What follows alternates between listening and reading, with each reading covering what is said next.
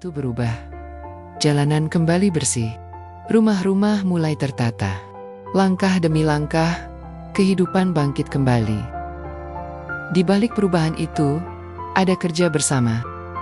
Pemerintah hadir membantu memastikan kebutuhan paling mendasar yaitu air bersih. Air minum kembali mengalir ke rumah-rumah warga. Air bukan lagi persoalan, ia menjadi awal dari pemulihan. Terima kasih kepada Kemenhan RI yang telah memberi bantuan sumur bor kepada masyarakat Aceh Tamiang. Pelayanan publik pun kembali bergerak. Kantor catatan sipil membuka layanan.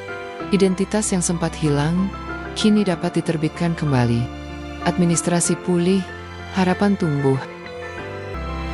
Hunian sementara telah berdiri.